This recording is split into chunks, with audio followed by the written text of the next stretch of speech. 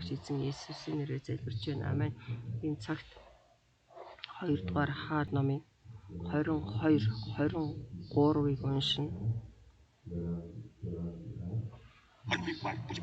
Юудаг Йосия хаанчлав. Йосия хаан болохдоо 8 настай байсан бөгөөд Ерүсалимд 31 жил хаанчлав. Түүнийхийг Боцкатын Адаягын охин Эхтида гэдэг байв. Тэр эзний хэлмийг зөв зөвтэй мэдэж, эцэг Давидын хаан бүх зам арзам зөв тийч баруун тийч хазайсангүй. Хилкия хуулийн номыг олов. Йосия хааны 18 гаруйд Есүсийн ач Азариягийн хүү Шафаник хаан эзний өрөө илгээв. Ангарын сахиудын ард түмнээс цугласан буюу эзний өрөөнд авчирсан мөнгийг тоолохын тулд тэр хүндрэгч Хилкия дээр өгсөж чадав. Үүнийг эзний өрөөнд хэрэгсэн ажилч буй хүмүүсийн гарт даатав. Тэр түүнийг өрөөний төрлийг засварлахаар эзний өрөөнд байгаа ажилчдад өгөв. Баялаг хүнжаанууд баялагч ба чулуучдад өрөөг засварлахаар баялаг өмнө завсан чулуу удирдах авах зэрэг өгөв. Тэр шударгаар хамтдаг тул бидний гарт даатгдсан мөнгөний ямар ч тооцоо гэмтэй буугууд бичгэлжээ. Тэр хүндрэгч Хилкия мушиг Шафан би эзний өрөөнд хуулийн ном оллоо. Хилкия тэр номыг Шафанд өгч өнөхөр шив. Мушиг Шафан хаанд бараалж түүнд хариу өгөх боломжтой. Таны зарцнаар өрөөноос олсон мөнгийг цуглуулж эзний өрөөнд хэрэглэж ажлын гарт даатгав. Мушиг Шафан хаан тэгж Хилкия надад нэг ном өгсөн. Шафан бүх номыг хааны өмнө уншиж тэр хаан тэр хуулийн номын үгсийг сонсоод хоцсон. Тэгээд тэгж Хилкия Шафаны хүү Ахикам Икаягийн хүү Ахбор мушиг Шафан болон хааны зарц Асаянаас хаан тушаа. Явж олсон номын үгсийн талаар миний төлөө мөн ардтан болон бүх Юдагийн төлөө эзнээс асуух. Бидний талаар бичсэн хүний дагуу итгэхээр энэ номын үгсийг бидний зөвхөн сонсох учраас бидний зэрэг шатаж буй эзний үг хэлмийг бүлэглэжээ. Тэгээд тэгж Хилкия Ахикам Ахбор Шафан Асаян Шаллумын ихнэр ишүүлэгчтэй ултаруу яв. Шаллум хахасынч Тиквагийн хүү бөгөөд хоцны болын сахиулын. Улта Ерүсалимийн 2 дугаар дүүртэн байсан бөгөөд тэдний түн танилцжээ. Тэр Израилийн хүн эзэмд ингэж альжээ. Таныг надад хэлсэн хүн хэлдэг. Эзэм айлттай. Үтгтэн. Би надад болон эдийн машин суугчдээ айлгчдыг Юдагийн хааны уншсан тэр хүмүүний бүхсийг авчлаа. Учир нь тэд намайг мөртөн өөрөөр өгч таны хаан хажлаар намайг хэлэх үсгэлээ. Тиймээс миний үхлэг энэ газрын хэсэг шатаж өрөм тармит байна. Эцэс суудаа таныг хэлсэн Юдагийн хаанд танаа үнийг хэлдэг. Израилийн хүн эзэм айлттай. Чиний сонссон би тухайд. Энэ надад болон эдийн машин суугчдын хэсэг хараалба эзгүй хэлэх болон гэсэн түүний үсгийг сонсоод Бурхны өмнө зүрхчин зөвлөж чи өөрийгөө арга болсон бөгөөд миний өмнө хоцоо өрн үйлсэн учраас би чамайг үнээр сонсдоо гэж эзэн төгөж байна. Тиймээс үтгэв. Би чамайг чиний эзэн төгөж наваач чи бүшиндээ амар тайнаар очих болно. Энэ газар дээр миний авчих бүх айлчлыг чиний өмнө үзэхгүй нэлээ. Гэвч хариуг хаан авчих. Йосиягийн шинжлэл. Тэгээд хаан хүндлэж тэд түндээ Юда болон Ерүсалимийн бүх ахнуудыг цуглуулв. Хаан болон Юдагийн бүх ирчүүд Ерүсалимийн бүх оршин суугч хүндлэж ишүүлэгч болон их бага бүх ахнууд түндээ хамт эзний өрөө явсан бол эзний өрөөс болсон гэрээний номын бүхнийг тэр тэдний сонорт уншив. Хаан багны хажууд зогсоод тэр эзнийг тавьж өөрийн бүх зүрх бүх сэтгэлээрээ түүний тушаал гэрчлэл зарилгуудыг сахиж энэ номд бичигдсэн гэрээний үсгийг үзүүлэх гэж эзний өмнө гэрээ байгуулв. Бүх ард түмэн бүх гэрээнд бэлтгэжээ. Тэгээд Баал Ашира болон Тэнгэрийн бүх хэсэгт зэрэг хийсэн бүх хэлхийг эзний сүнс гаргаж тэр хүндрэгч Хилкия арцгийн тэгж болон хаалгачд хаан тушаав. Тэр тэнгэрийн Ерүсалимийн гадна Кедрон гүнд шатан үсгийг битэл авчжээ. Юдагийн хотод болон Ерүсалимийн ойролцонд мөнхийн бүлгүүртээр бодлого өгүүлэхээр Юдагийн хааны төмсөн шүтэнтэй тэгжлийг Баал Марсал оддын ордууд болон Тэнгэрийн хэсэгт бодлого өгүүлэгчдийг тэр бас хүн зайлуулв. Тэр Ашираг эзний өрөөс Ерүсалимийн гадна Кедроны гүнд аваачаад Кедрон гүнд түүний шатан үс болон бодож үсгийг ардууны бүшиндээ цацжээ. Тэр бас эзний өрөөний дэрэгдэх түүний янхан эрчүүдийн байрыг ураа. Тэр эмэгтэйчүүд Аширад зэрэг хөшөлтөй байсан.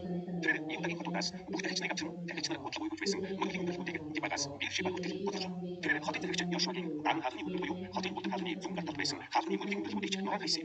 Үүндээ мөнхийн төлөвүүдийн тагчд Ерүсалим дахь эзний дахин ширээ өгч буй. Харин тэд өөрсдийн алтуусын дунд эсрэхгүй талах bijээ. Мөн ямар ч хүн өөрийн хүү эсвэл охиноо мөнхийдээ зэрэг алтан дуур дагахгүй тул тэр бас энэ хинний хүндэт буй дахин бодложээ. Мөн нарны зэрэг Юдагийн хаалын өгсөн эзний хүний хүндэт тагмиг хайрны ашаамдах тахимын ойролцоо байсан мөнхийг зайлуулв. Тэр нарны төлөвүүдийг алдаж чадав. Ахазын төлөвийн дэмэдэр буй Юдагийн хаалын үдээсэн дахин ширээ болон эзний хүний хоёрын ашаамдах Манасегийн үдээсэн дахин ширээнүүдийг хаан нурааж тэндээс нь дуулан үнсийг Кедрон гүнд асгажээ. Сидончуудын бодол болох Ашторет, Моабын бодол болох Химош, Аммоны хүүхдийн бодол болох Мишкомнос зэрэг Израилийн хаан Соломон Ерүсалимийн зүүнээр мөнхийн өмнө талд босгосон мөнхийн төлөвүүдийг хаан бодложээ. Тэр онгод багнуудыг хэсэг болгон халж Аширагийн модон шонг завж тэр газруудыг хүний ясаар дуулав. Түүнчлэн бидний дахин ширээ Израилийн мөнхөлдүүлсэн Иватын хүү Яробамын байсан мөнхийн төлөвийн тухайд тэр дахин ширээ болон мөнхийн төлөвийг алилыг нураад мөнхийн төлөвийг шатааж үнс болгож бодлоод Ашираг шатаажээ. Йосия эргэж уулын дээрх булшиныг хараад хүнлэн булшнаас ясан гэж хэлж дахин ширээн дээр шатаад Бурхны төгсөн эзний дагуу түүнийг бодложээ. Тэгээд миний хачгүй энэ шүү юу вэ гэж асуусан тэр хүмүүс төвд. Ийм дагаас ирж бидний дахин ширээнд таны хэлсэн энэ зүйлсийг төгсөн Бурхны эцэг хаан түүний ясыг хинч бүх хүнд. Ингээд тэгээд түүний ясыг Самариас ирсэн ишүүлэгчдийн ясны хамт хөндлөгүй байх. Түүнчлэн Самари хотод Израилийн хаан эзний өрөөр босгосон мөнхийн төлөвүүдийн бүх байрыг Йосия бас зайлуулж бидний үлдсэний адилаар тэдэнд тийм хүү үлджээ. Дахин ширээнд дээр байсан мөнхийн төлөвүүдийн бүх тагчныг тэр алж тэдний дээр хүний ясыг шатав. Тэгээд тэр Ерүсалим руу буцав. Агаслыг тэмдэглэв. Тэгээд хаан хартав. Гэрээний энэ хүнд бичсэн ёсоор өөрийн бурхан эзэндээ агаслыг тэмдэглэв гэж тушаав.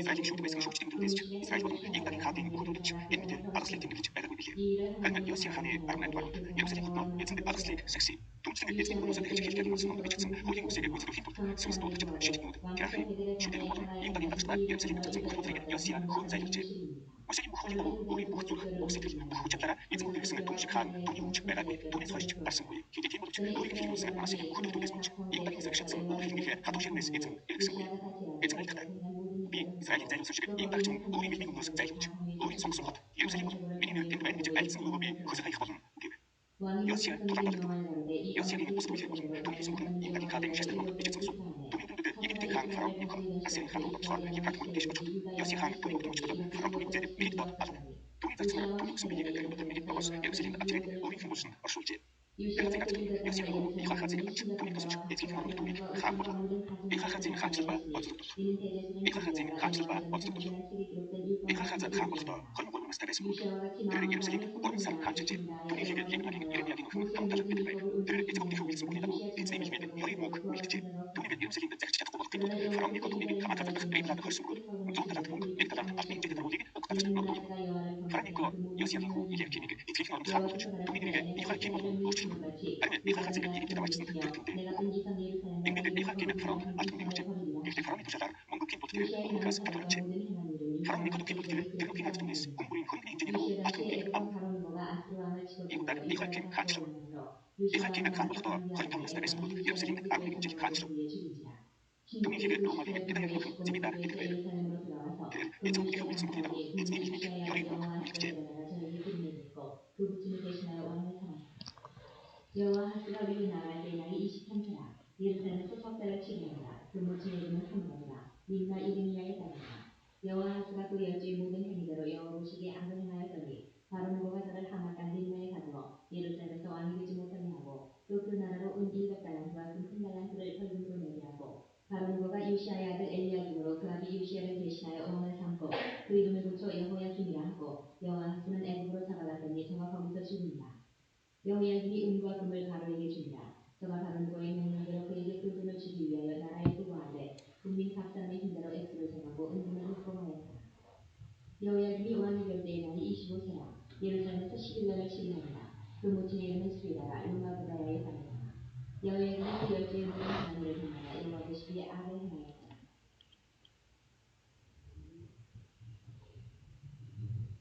아멘.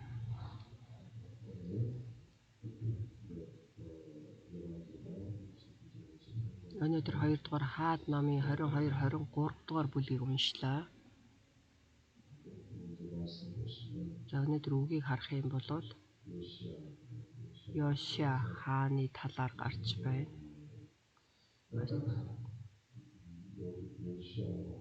Йошиа хаан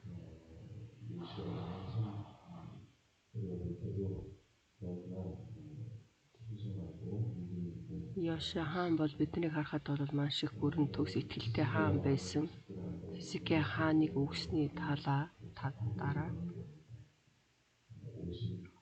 Манасегийн хүү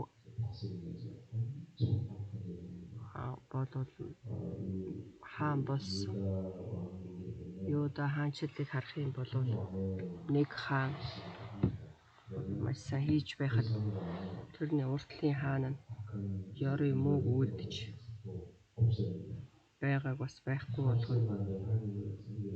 болгосны дараа дараа чи хаана дахиад тэр хуурам шүтээнийг шидэж байна. Тэгэхээр энэ хаанчлал гэдэг нь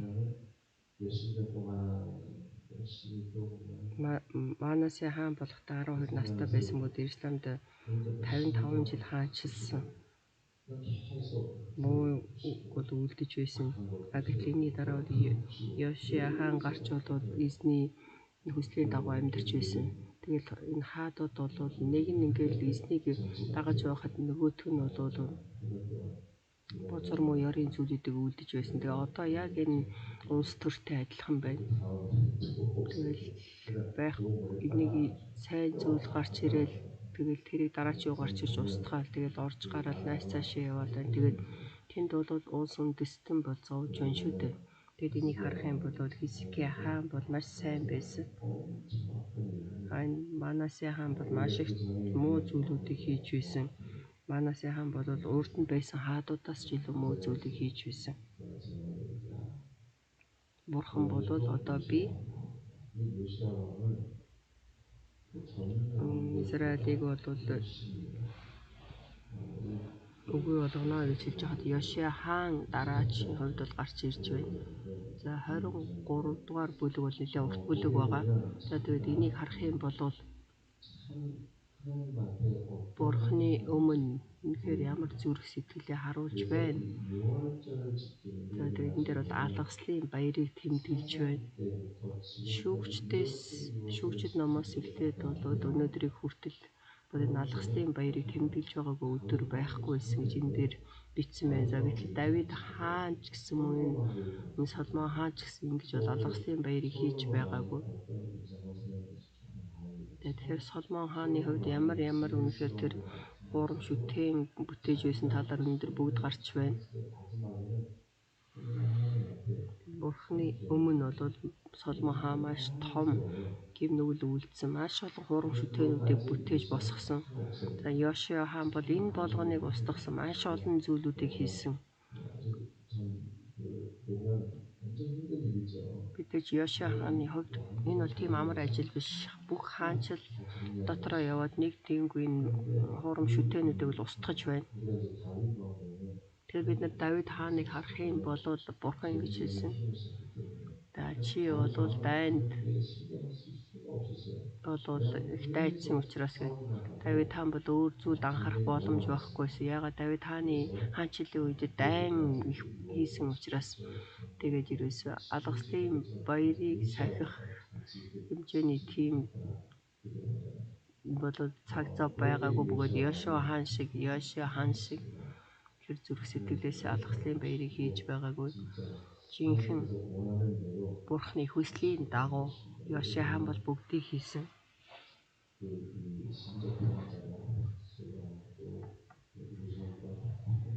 Тэгэхээр энэ дээр бол бүхий л хурам шүтээнүүдийг байхгүй болгоод тэгээд тэнд байгаа хуурамч тэр шүтээн иш үзүүлэгч тэр Ашерт мөргөж байгаа тэр хүмүүсийг бүгдийг бол устгаж байна. Йошиа хаан бол нэгэнгүй дуулууртай байсан. Йошиа хаан бол нэгэнгүй. Яавал Бурханыг үнэхээр баяр хөөртэй байлах уу гэж Бурханы үгийн дагуу үлдэж байна.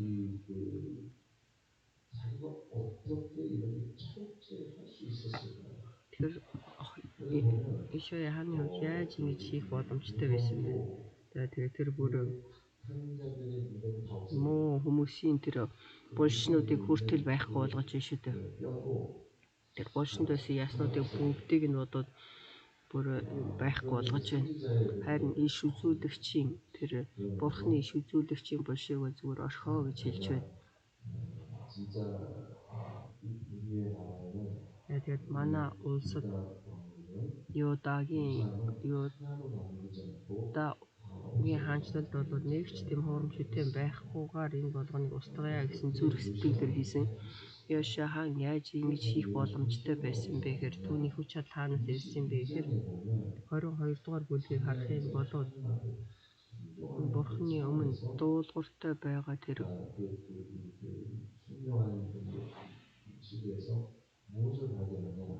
дуулууртай байхтай тэнд бол хуулийн номыг уйсан.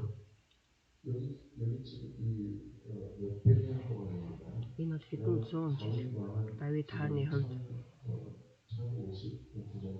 За тэгэхээр манай эртний 1050 онд Давид хаан байсан болов дараа нь Бабилоныг ирэх хүртэл бол манай эртний өмнөх 500-аас 580 он тэгээд энд бол маш олон жил хоног хугацаа өнгөрсөн байна. Тэгтэл тэр хуулийн ном бол хаана байсан бэ гэхээр за тэгээд тэр гэрэний авдар дотор байсан. Гэрэний авдар дотор хууль болон Ароны бол цэцгэлсэн таяг манна байсан. Гэтэл тэр хуулийн ном бол тэр дотор байхгүй алга болсон. Ягаад тэр гэрээний явдрыг найс цааш нь бодоод зөөж байсан Саул хаан ч гэсэн бас энэ гэрээний явдрыг зөөгөөл тэгэл дайны талбар лоочвол Филист алдаал тэгэл наашаа цаашаа ингээд явж байсан. Тэгээд энэ бурхны сүм дотор байгаа тэр бүхэл хаан нурж цоорхой гарсан сүм бол тийм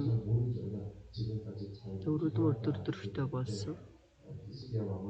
Хизкия хаан тэр сүмд байгаа тэр хаанчлалын сүмд байгаа тэр хааны бүхэл өргөөний алт мөнгийг бол уулж аваад Ассир хаанд өгсөн шүү дээ. Тэгээд энэ өнгөрсөн хугацаанд маш олон зүйлүүд болсон учраас 아주 그냥 아주 옛날 모습입니다.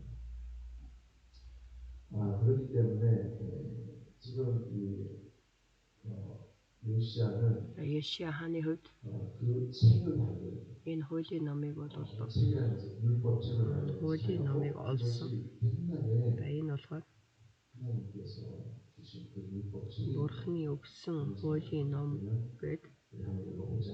бүгдээрээ хамт уншия гэд уншсан. 그다 읽을 때에 자기가 자기의 옷을 Тэгээд 찢어서 энэ хуулийн номыг уншиж байхад хаан бол өөрийнхөө хувцсыг өрн ирсний өмнө бол өвдөг сүвдэн уулж байна. Бурхан ч гэсэн мэдээж маш их өвдөлтэй. 몇백 년이 지나가는데 Тэгээд хэдэн зуун жил өнгөрч байхад хүмүүс үгийг бол ерөөсөө уншаагүй. 하나님의 말씀을 따르는 척도 Бурхны үгийг дагаж байгаа дүрхийг л харуулж байснаас биш уншиж байгаагүй. Харин Йошиагийн хааны хувьд бид нар бол үнэхээр ийм зүйлүүдийг буруу хийсэн байна. Тэгээд Йошиагийн хувьд бодож төсөөлөгөөр Бурхны тэр Юдагийн хаанчлал бол завхарсан байна шүү дээ. Тэгээд энийг дахиж Бурхны хуулийг дагая гэд Бурхны дуулууртай байж бүгдийг үйлдсэн. Тэгээд тэр бүхэл улсад байсан бүхэл хоорм шүтэн тэр бодол зүйлүүдийг бол устгасан. Тэгэхээр Бурхны зүрх сэтгэл сайхан болтол Йошиа хаан дуулууртай байсан. Йошиа хааны Бурхны дуулууртай байх шалтгаан нь тэр хуулийн номыг олж тэр хуулийн номын дагуу нэггүй ойлгон тэгээд энийг хийж үйлдэх тэр сувг болсон. Тэгэхээр энэ хуулийг яаж хайсан бэ? Тэгэхээр бид нар энийг мэдэх хэрэгтэй. За би бол энэ эсрэгээр нь ярьж байна. Яаж хийв? Яагаад ингэж хийсэн? Харин энэ хуулийн номыг яаж хайсан бэ гэхээр Йошиа хаан Бурханд дуулууртай байсан. Харин бол нэггүй бол Бурханд дуулууртай байгаагүй. Харин Йошиагийн хувьд бол Бурханд дуулууртай байна гэсэн зүрх сэтгэл байсан. Йошиа хааны хувьд бол нэггүй дуулууртай байх тийм сэтгэлтэй байсан. Хамгийн түрүүнд Бурхны сүмийг бол засварлах ажлыг бол эхлүүлсэн. Тэр болгоныг бол дахин Бурхны өргөг засварлыг гэж тэгээд тэр өргөлийг авч өргөлөөр тэр Бурхны өргөг засах тэр ажлыг хийж байх хугацаанд бол тэр хуулийн номыг олж байна. Тэгэхээр бид нар энэ үгийг дахиад сайн харъя. Бурхны үг би Бурхан дуулууртай байна гэж шийдвэр гаргах юм бол Бурханаас өөр хэн ч мэдэхгүй шүү дээ. Өөр хэн ч мэдэхгүй Бурхан л мэднэ. Гэхдээ би Бурханы өмнө ямар дуулуураа харуулах вэ гэхээр Бурхан л харах боломжтой. Бурхан бол энийг зүгээр хараад байхгүй. Бага хүмүүст илүү хүч, байхгүй хүмүүсээс байгааг нь хүртэл авна гэж Есүс хэлсэн. Тэгэхээр бидний итгэлийн амьдрал Бурханы өмнө би нэггүй дуулууртай байя гэж дуулууртай байж тийм зүрх сэтгэлтэй байх юм бол Бурхан биднэрт өшөө илүү өгнө. Йошиа хааны хувьд би Бурханы өмнө 200% өргөнө, 500% өргөнө гэж бол шийдвэр гаргаж байна. Бурханы өмнө дуулууртай байхад Бурхан за тэгвэл би чамд өшөө илүү 찾게 하고 Би чамд улам илүү ажиллана гэдэг. Тэгээд энэ бол Бурхны өдөртөмчүүдэд тэр хуулийн номыг олохоор 아닙니다. тэр санаанд тэр хуулийн номыг олсон юм биш ээ. 지금 이 책이 Харин энэ ном гэдэг маань 지금 잃어버렸는데 энэ номыг бол хуулийн ном байхгүй болсон. 못 찾아서 그렇죠. Яагаад хүмүүс бол алга болгосондоо биш тэр хаан сүм дотор байна шүү дээ. За тэгээд 누가 소개한 겁니다. хааны сүмийн ханны тэр завсраар хүн бол түүнийг нууга тавьсан байсан. Тэгээд тэрийг бол хүмүүс хэдэн зуун жилийн дараа хайж олж байна. Хайж олно гэдэг маань Бурхан энийг удирдсан учраас ингэж олж энийг уншив. Бид нарт Бурханы хуулийг дагаж явах ёстой гэж дуулууртай байсан. Тэгээ Бурханы өмнө хийснээр дуулууртай байна гэдгийг бол Есүс хаан харуулж байсан.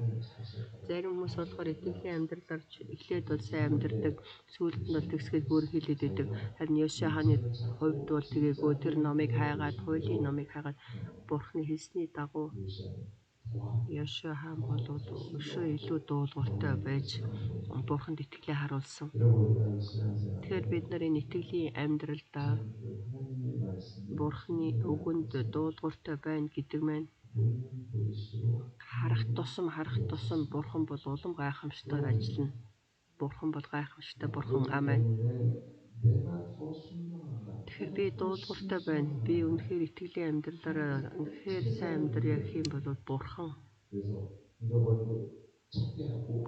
үгүй болсон зүйлийг хүртэл хайх тэр сувгийг нээж өгнө. Үнэхээр хэдэн зуун жилийн турш тэр хуулийн ном байхгүй байхад энэ номыг бол Исая хаан олж байна шүү дээ. Дуулуургүй байхад хайсан зүйлч байхгүй болгож харин дуулууртай байхад харин хайж олж чадахгүй зүйлийг ч гэсэн Бурхан хайж олох тэр замыг нээж өгдөг Бурхан. Тэгэхээр бид нар нэггүй итгэлийн амьдралаар амьдрья. Нэггүй итгэлийн амьдралаар амьдрахад Бурхан тэр хэмжээгээр удирдах бусад өөр хүмүүсийн алдсан зүйлүүдийг бид нар олох тэр үе таалгыг Бурхан нээж өгнө. Амен. Есүс хаан бол Бурханы бүрэн төгс зүрх сэтгэлээ харуулan маш их идэвхтэй хүчтэй байсан. Тэгээ бид нар өнөөдөр энэ үгийг хараад 2 дугаар хаад 22-23-ыг хараад үнэхээр нэггүй итгэлийн амьдралаар амьдрья. 22 онд бол 22 оны манай итгэлийн тунхаг байгаа. Бид нар бол нэггүй итгэлийн амьдралаар амьдрахдаа нэг багаар бол засаж амьдрья. Тэгэхээр энэ жил бол бид нар бол нэггүй итгэлийн амьдралаар амьдрна гэдэг нь энэ жил сайн сурч ирэх жил дээр сурсныхаа дагуу үлднэ гэдгийг хэлж байна. Тэгэхээр бид нар сурах хэрэгтэй. Тэгэхээр бид нар яаж нэггүй итгэлийн амьдралаар амьдрах вэ? Би өнгөрсөн 7 хоног та бүгдэд би номлосон байгаа. Бурхан бидэнд хүч чадлыг өгсөн. Ямар хүч чадал вэ? Бүтээгчийн хүч чадлыг өгсөн.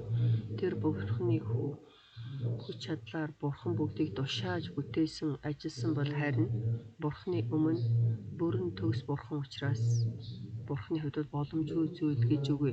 Тэр боломжгүй зүйлийг, тэр эрх мэдлийг бидэнд Бурхан өгсөн. Амен. Тэгэхээр бид нар энийг зүгээр хадгалаад байх биш. Тэр Бурханы эрх мэдэл хүч чадлыг бид нар хэрэгэлж сурах хэрэгтэй. Бидний байр сууриас харах юм бол Бурханы хувьд боломжгүй зүйл гэж үгүй. Харин Бурханы байр сууриас биднийг харах юм бол Бурхан бидэнд яг адилхан нэг үгийг хэлсэн. Бид нар Бурхан болох биш, харин бид нар Бурханы үгэн дотор Бурханы эрх мэдлээр Бурханы эрх мэдэл хүч чадлыг биднэрт өгсөн учраас